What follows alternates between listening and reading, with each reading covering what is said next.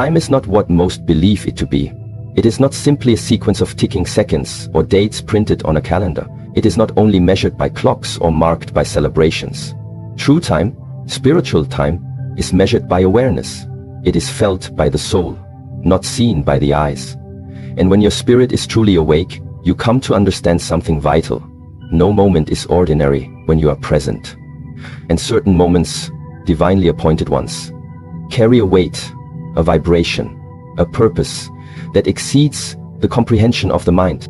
There are days that arrive like whispers from the universe, days that feel heavier, days that carry the wind of transformation before they even dawn. July 7 and July 14 are not ordinary. They are thresholds, not because the world will shout their significance, but because the soul will feel it. They are not dates to circle in fear, but to approach with stillness and readiness. You must not wait to see what happens. You must become the one who is ready for what will be revealed. Why do certain days hold more weight than others? Why does God speak of these times with warning? It is because within the fabric of time itself, there are moments woven by divine intelligence. These are not coincidences or accidents. They are aligned with cycles, both cosmic and internal. They arrive not to destroy, but to awaken. The unprepared will experience them as chaos. The awakened will recognize them as mirrors. These days are mirrors that will show you what you carry inside. Your clarity, your fears, your truth, your lies, your attachment, your resistance. God warns because He loves. And in His love, He invites you to prepare, not react. There is no awakening without awareness. And awareness begins by slowing down, by learning to feel the moment before it speaks. Most people are blind to divine warnings because their eyes are busy with screens, their minds filled with noise, their hearts numbed by speed. They move through life with one question: what's next? But the awakened soul asks a different question. What is now? What is unfolding in this moment? What is the vibration beneath this hour? Why do I feel unsettled when I enter silence? What is the world trying to tell me when I finally listen? The truth is, dates like July 7 and July 14 are not magical. They are purposeful. They do not change your destiny. They reveal it. They do not control your choices. They reflect them. If you walk into these days asleep, they will pass you by like shadows. But if you walk into them with presence, you will feel the shift long before it becomes visible. You will feel the tremor of the soul as it prepares for alignment. You will feel your old self begin to resist, and your new self begin to rise. You will feel decisions that can no longer be delayed, conversations that must be had, patterns that must be surrendered. These days are not just dates. They are spiritual earthquakes. And only those who are standing on inner ground will remain stable. But preparation is not panic, and warning is not fear. This is where many become lost. When God speaks, He does not speak to alarm you. He speaks to awaken you. He does not want you to run. He wants you to become still. Fear is the reaction of the ego. Presence is the response of the soul. You prepare not by hoarding or hiding. You prepare by aligning. You prepare by cleaning what's inside your heart. You prepare by sitting with yourself and asking the deeper questions. Where am I disconnected? What patterns am I still repeating that are not rooted in love? What truth have I been avoiding? What pain am I still holding on to? These are the doorways into divine alignment. These are the questions that purify the path. These are the practices that make you ready, not just for July 7 or 14, but for every moment that comes with spiritual weight. There is an ancient saying, "The one who is always ready never needs to prepare." What does this mean? It means that your life itself must become a practice. Your daily choices must become a form of devotion. You must not wait for a date to shift your energy. You must live as if the date is already here. Because it is not the day that transforms you, it is your readiness that makes the day powerful. July 7 and 14 may come and go, and for many they will pass unnoticed. But for the one who is awake, those dates become a beginning, a portal, a mirror, a message. They become a call to rise, to release, to realign. The energy of a sacred day does not force anything. It simply amplifies what is already inside you. If you carry fear, it will rise. If you carry peace, it will deepen. If you carry confusion, it will seek clarity. This is why the preparation must be internal. No external shift will help you if your inner world is in disarray. The tree that stands tall during a storm is not the one with wide branches, it is the one with deep roots. And so it is with the soul. You must cultivate roots before the winds arrive. You must build presence before the dates unfold. You must strengthen your inner clarity so you are not shaken by outer noise.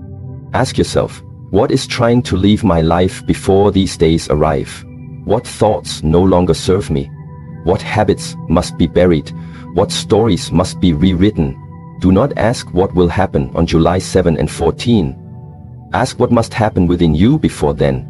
Ask how you can become the version of yourself that can hold the weight of those days without collapsing. This is not about predicting events. This is about becoming worthy of the energy that wants to move through you. God does not pour his new wine into broken vessels. He does not give sacred days to those who are not ready to transform.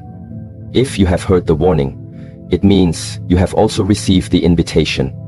You are being called to rise, not because danger is coming, but because your destiny is calling.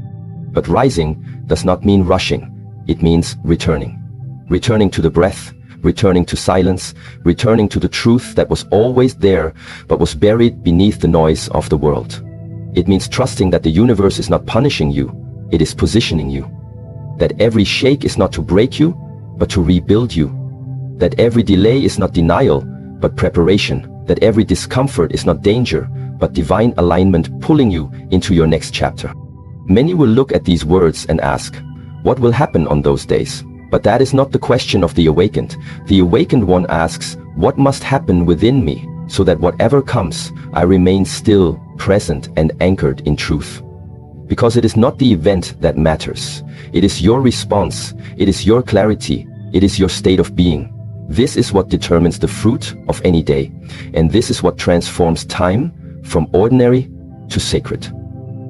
You must not wait until the world shakes to begin your work. Begin it now. Begin it in silence. Begin it with humility. Begin it by becoming aware of your breath, your thoughts, your posture, your intentions. Every step is a practice. Every word is a vibration. Every thought is a seed. You are already walking toward July 7 and 14 with every choice you make today. And those choices will shape your experience of what is to come. There is no magic in dates. The magic is in your alignment. The power is not in the number, it is in your preparation. But God in His mercy aligns certain days to carry energies that support transformation. He aligns moments to create openings. And He speaks not to predict, but to prepare you for the opening. When He says, the days will not be ordinary, He is asking you, will you be ready to meet the extraordinary? Will you be rooted enough to hold what is coming? Will you be still enough to hear the whisper before the wave? This is the practice. This is the path. Not to wait in fear, but to move in presence. Not to guess, but to listen. Not to seek control, but to build inner clarity. July 7 and 14 will be what they are meant to be. Your work is to become what you are meant to be. Because when presence meets purpose, a date becomes a doorway. And when a doorway opens, only the awake may enter. God has spoken, not with fire, but with stillness. Not with thunder, but with precision. Not to frighten you, but to remind you. Awaken now, for time is not ordinary when you are spiritually awake. There is a language older than any spoken word, a vibration more truthful than any book can contain. It is the language of silence, and it is in this silence that God speaks most clearly. We often wait for signs, expecting them to come through the dramatic thunder in the sky, lightning in the distance, the shaking of the earth. But the most profound signs do not come to the ears. They come to the inner stillness. When the soul is quiet enough, the entire universe becomes a message. This is why silence is not just the absence of sound. It is the presence of awareness. And divine warnings, those sacred signals that are meant to awaken and protect, always begin in this still place. You cannot receive what you are not attuned to. You cannot hear divine wisdom if your mind is filled with distractions, judgments, fears, and noise. The voice of God is subtle, not because it is weak, but because it is meant for the awake. It does not shout to compete with the world. It whispers to invite you out of it. When God says, July 7 and 14 will not be ordinary, He is not sending panic into the world. He is offering clarity to those willing to listen beyond the surface. To those who have trained themselves not to react to every stimulus, but to wait, to breathe, to feel, and then to know. What makes silence powerful is not what is missing, but what is revealed. In silence, the patterns of your life become visible. The truths you've been avoiding rise to the surface. The emotions you've suppressed begin to speak. Silence is the mirror in which your real self appears, and it is only when you face this self, with all its confusion, fear, and wisdom, that you are truly prepared for any transformation. Silence doesn't just show you what's coming, it shows you who you are in relation to what's coming. And that makes all the difference. Most people experience life through the filter of noise. They measure their day by how many tasks they completed, how many notifications they received, how much content they consume. But these metrics are not spiritual. They are distractions. The soul does not grow through motion, but through stillness. The body moves, the world moves, but the soul finds its strength in pause. That is why divine wisdom flows most freely when the external world fades into the background. This is also why many miss it. They are not uncomfortable with silence, they are terrified of what silence will show them. But you cannot grow if you are unwilling to face yourself. And God's warnings are not designed to frighten you, they are designed to bring you home to yourself. A warning is a grace. It is mercy disguised as discomfort. It is love expressed as disruption. Only a loving presence gives you time before the storm. Only a divine hand pulls you aside and says, prepare your house. And preparation always begins in the inner temple, not in the outer world. When the mind is silent, the intuition sharpens, the heart speaks more clearly, the breath becomes sacred. Suddenly, you begin to feel the energy of things, the tension in the air, the weight of upcoming moments. You sense the invisible. This is the gift of silence. It turns you into a receiver of spiritual truth. And this truth rarely arrives with explanations, it arrives with knowing. A deep sense that something is shifting, that a threshold is near. That July 7 and 14 are not just numbers, but doors. And doors must be met with readiness. But readiness is not built in noise. It is cultivated through silence. In silence you observe your own resistance. You notice how uncomfortable you become when there is nothing to do, nothing to scroll, nothing to prove. You become aware of the internal restlessness, the hunger for distraction, the fear of presence. These are not flaws. These are invitations. Because only when you see what is inside you, can you begin to transform it. Only when you notice your avoidance can you meet it with acceptance. Silence is the beginning of all spiritual practice. It is not one practice among many. It is the foundation. Without silence, there is no listening. Without listening, there is no alignment. Many ask for signs, but reject the silence that delivers them. They want divine direction, but fear divine stillness. But if you truly wish to understand what God is showing you about July 7 and 14, you must first empty yourself of noise. Let go of needing to understand everything. Let go of the impulse to predict and control. These dates are not for fear, they are for alignment. They are not warnings of punishment, they are warnings of potential. They carry with them a vibration not of catastrophe, but of course correction. And if your inner compass is clear, you will not fear the shift, you will welcome it. Think of silence as a sacred doorway. Every time you enter it, you leave the ordinary behind. You step into timelessness, into the space where the divine speaks directly to your soul. This is where the preparation begins. Not by changing the world, but by cleansing your perception of it. Not by fearing the dates, but by becoming fully awake within them. Your awareness is your protection. Your clarity is your shield. Your presence is your strength. Imagine waking on July 7 with a still mind and an open heart. Imagine meeting the day not with anxiety, but with alertness. You feel the energy of the moment, but you are not disturbed. You feel the tension in the air, but you are grounded, because you have spent the days before listening, because you have emptied yourself of noise, because you have allowed silence to reveal what truly matters. This is the strength of the awakened soul. It is not louder than the world, it is deeper than it. When God sends a warning, He is offering you an edge, a spiritual advantage. He is telling you, you don't have to be surprised. You don't have to be shaken. You can be rooted before the storm. But rooting takes practice. And the practice is silence, not the kind that avoids conflict, not the kind that hides, but the kind that listens, that sits with the discomfort, that watches the waves rise without trying to control them, that hears the voice behind the noise, the voice that has been calling you home all along. The mind resists silence because it cannot dominate it. The ego fears it because it cannot perform within it, but the soul thrives in it.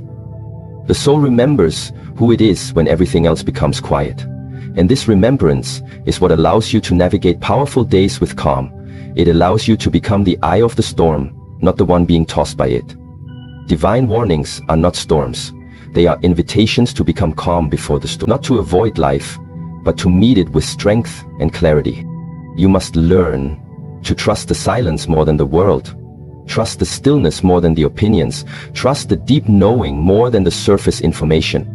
Because everything outside of you is just reflection. But what is inside you, that quiet presence, that is the source. And when you are connected to the source, no shift in the world can disturb your core.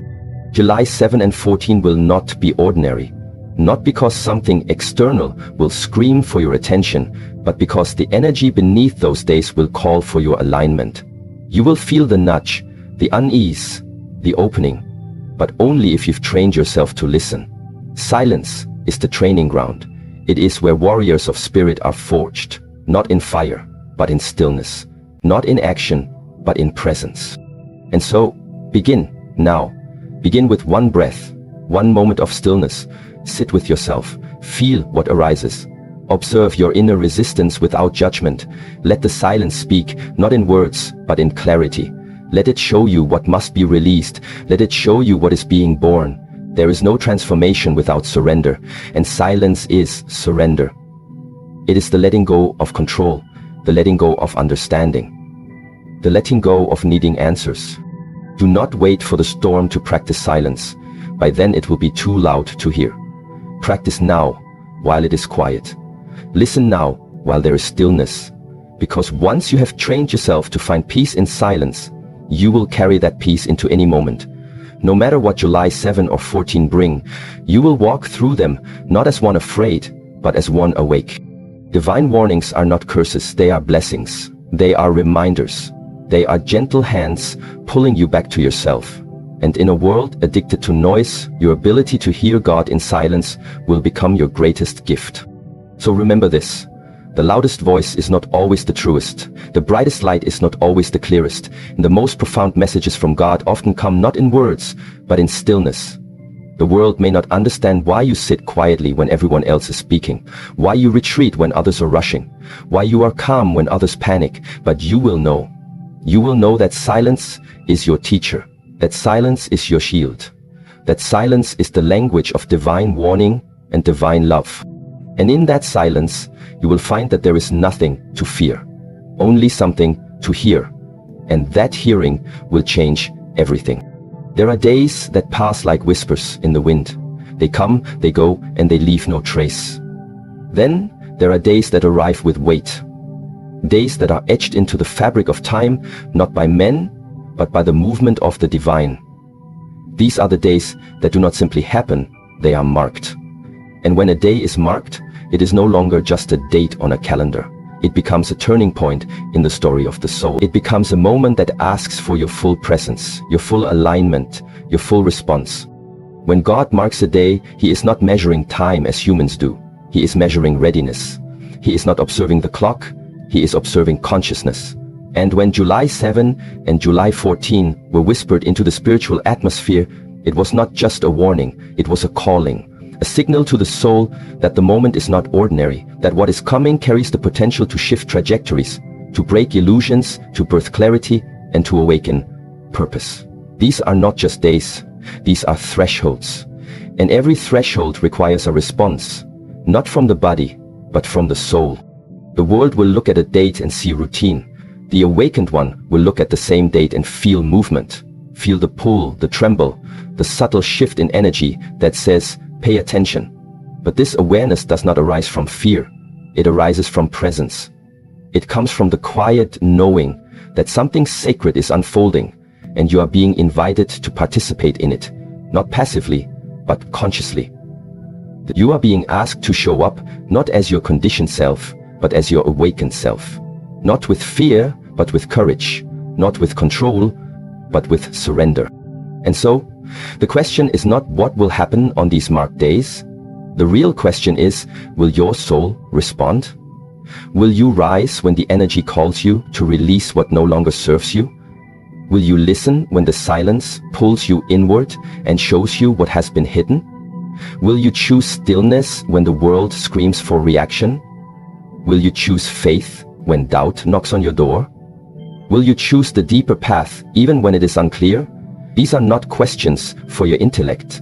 They are invitations for your soul, because your soul does not respond with logic, it responds with truth.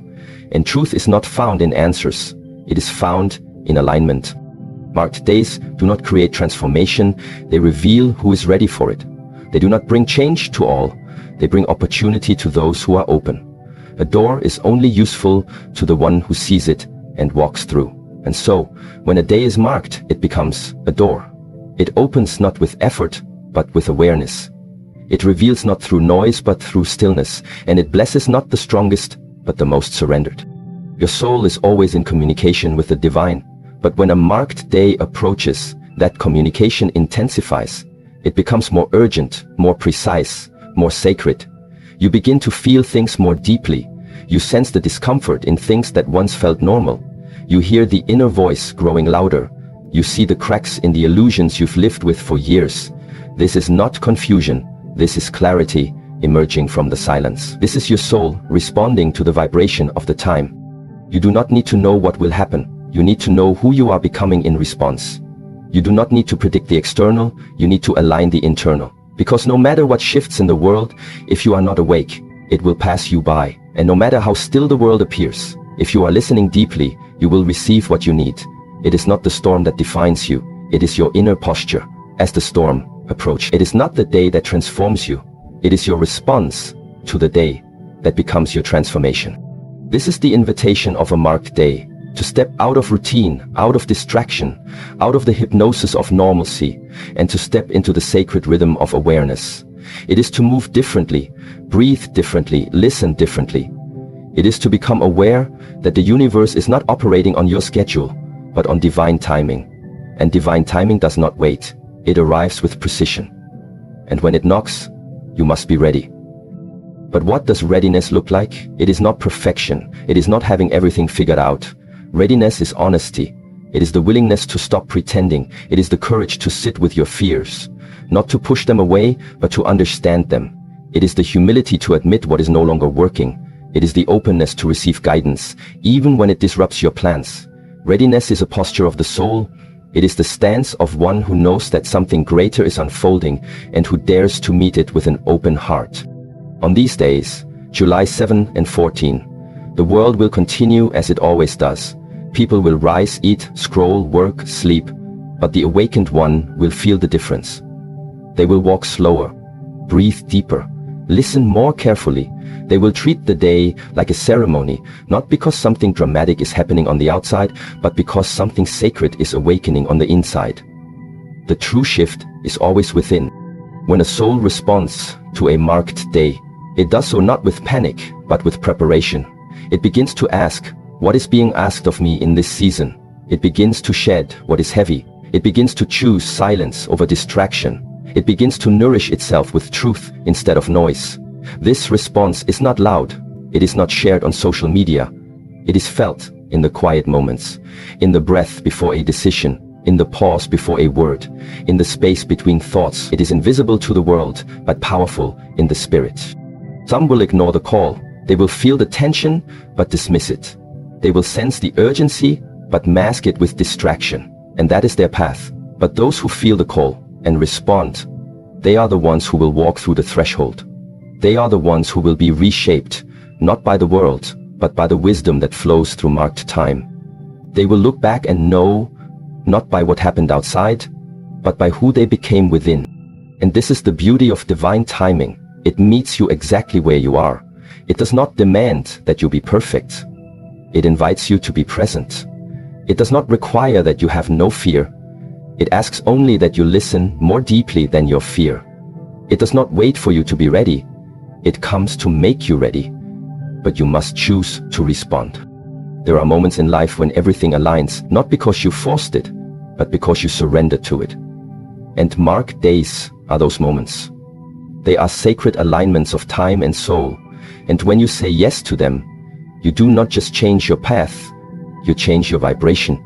You tune yourself to the frequency of the divine. You become available to truth, to guidance, to transformation. And so, as July 7 and 14 approach, do not ask what to expect. Ask how to prepare your soul. Ask what needs to be released so that you can respond with purity. Ask what needs to be forgiven so that you can move forward with lightness. Ask where you are still hiding so that you can show up in truth. Because these days will come, and they will either pass through you or pass by you. But if you are listening, they will pass through you like wind through a chime, and you will sound different afterward. You will be clearer, lighter, more aligned, not because the date had magic, but because your soul responded, because you showed up, because you listened, because you said yes, not with words, but with your inner posture. You bowed to the divine rhythm, you honored the unseen, you trusted the stillness more than the noise, and in that response, you became new. This is the invitation, this is the path. The soul does not need noise to move. It needs sacred time, and sacred time is always accompanied by a whisper. Now is the moment.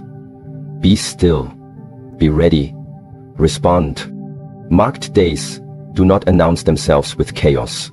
They announce themselves with silence, and only the one who is listening will hear. Only the one who has made space will receive.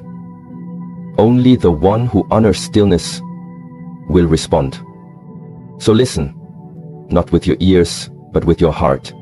Pay attention, not to the headlines, but to the silence behind them. Trust, not in predictions, but in the vibration that moves through your being when you are fully present. For when the days are marked, your soul must respond, and that response becomes the beginning of everything new. There is a sacred moment when the universe leans forward and speaks, not in the language of man, but in the vibration of clarity. It does not shout, it does not explain, it does not argue, it simply speaks, once, clearly, fully, and then it withdraws. This is the nature of divine communication. It does not entertain those who are half asleep. It does not negotiate with those who want proof before presence. When heaven speaks, it does so in perfect stillness, in absolute precision, and with no need to repeat itself. Because the truth, once spoken by the divine, is complete.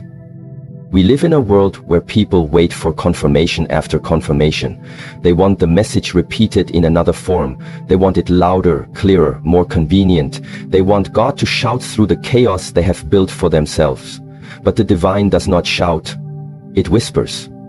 And it whispers only once. When heaven moves, it moves with certainty.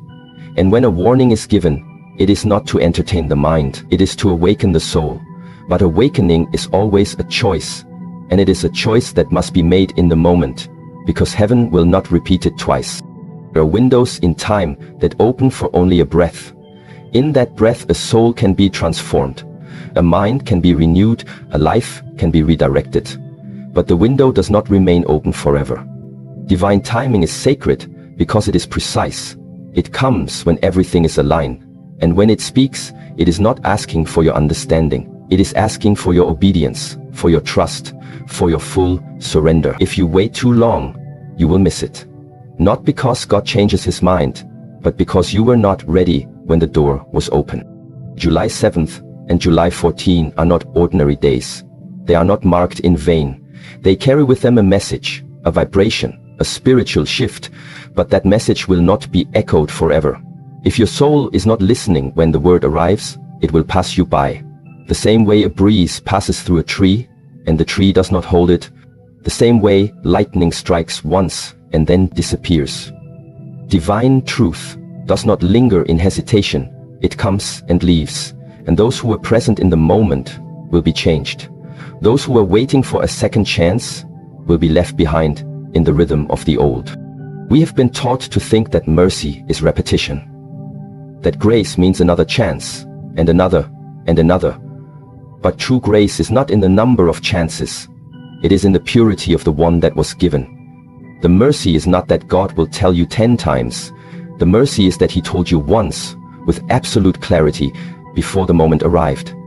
The grace is not in delay, it is in the precision of the warning. To be told in advance is to be favored. To be given the chance to prepare is to be deeply loved. But that love does not continue forever in the same form. It comes once, and it is up to you to respond. Heaven will not repeat it twice. If the soul is awake, one whisper is enough. If the heart is aligned, one signal is enough. If the mind is clear, one moment of silence is enough to know what must be done. But if the soul is clouded by fear, by doubt, by noise, then even 100 signs will not awaken it. You will hear the message and dismiss it.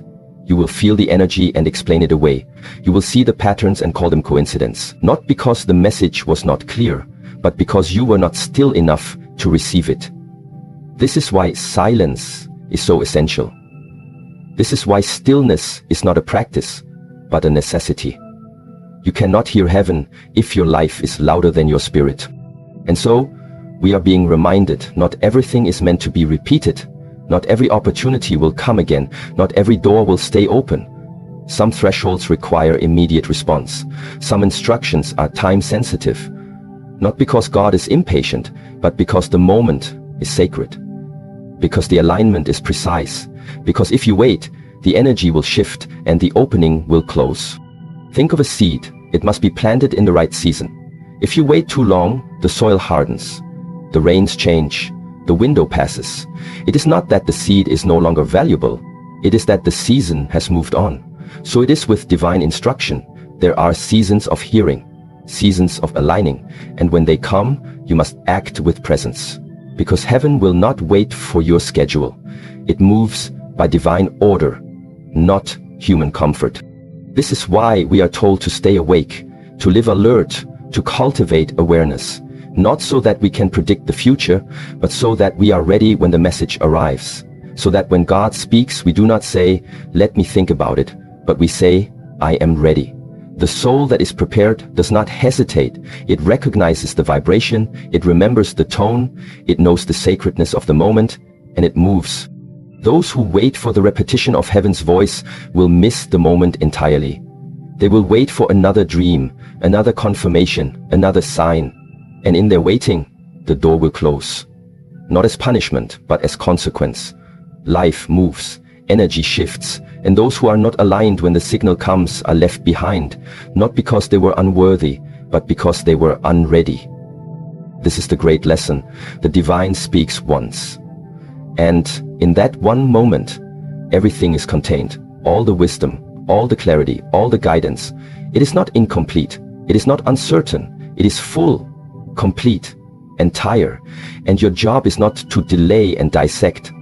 Your job is to listen and align. The heart knows when it is hearing truth. It does not need repetition. It recognizes the vibration of the divine. It does not ask for louder words. It asks for deeper silence. This is the posture of the awakened soul, quiet, attentive, surrendered.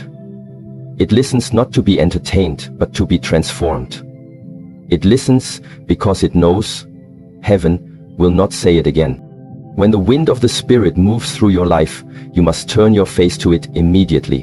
When the tide of destiny rises, you must step into the water without delay. When the whisper of God touches your heart, you must act without resistance. Because the next time, the opportunity may look different. The message may come in another form, or it may not come again at all. Not because God has left you, but because the season has changed. Divine timing is like the sunrise. You cannot hold it back. You cannot pause it. It comes when it is meant to come. And if you are not awake to see it, it will still rise. But you will miss the light. You will walk in shadow, not because there was no sun, but because you were not facing east. In the same way, God's voice does not stop speaking because you do not listen. But the moment you were meant to hear it may never return. The season may pass, and you will be left chasing an echo while the real voice has already moved forward. This is the urgency of spiritual living. It is not rushed, but it is alert. It is not anxious, but it is attentive. It understands that the eternal is speaking through the temporary, that the infinite is moving through moments, and that every moment carries a choice to respond or to resist, to align or to delay, to awaken or to wait for another chance that may never come. We are not being frightened by this truth. We are being loved by it, because love tells the truth plainly. Love speaks once and trusts that the soul will listen. Love does not manipulate, it does not beg, it does not force, it invites. And when heaven speaks, it is inviting you to awaken, to respond, to rise. But the invitation will not be sent again. The door will not knock twice. This is not threat, this is spiritual reality. So prepare yourself, not in panic, but in presence. Not in fear, but in faith. Train your soul to be still. Train your spirit to be receptive. Live each day as if the message could arrive at any moment. Because it can. And when it does, your readiness will determine whether you walk through the door or stand on the threshold watching it close. Heaven has no need for repetition. Its words are complete the first time. Its timing is perfect. Its messages are clear. What must be cultivated is not the repetition of the voice, but the refinement of your hearing, the sharpening of your awareness, the deepening of your presence. This is why silence matters, why stillness is sacred, because the voice that speaks once must be heard deeply the first time. And when July 7 and 14 arrive, do not wait for fireworks. Do not demand another sign. Instead, return to what you've already heard. Return to the whisper that came before the storm. Return to the message that stirred your soul in the quiet. That was the voice. That was the signal. And if you were present for it, you already have all you need. Heaven will not repeat it twice, but once is enough for those who are listening.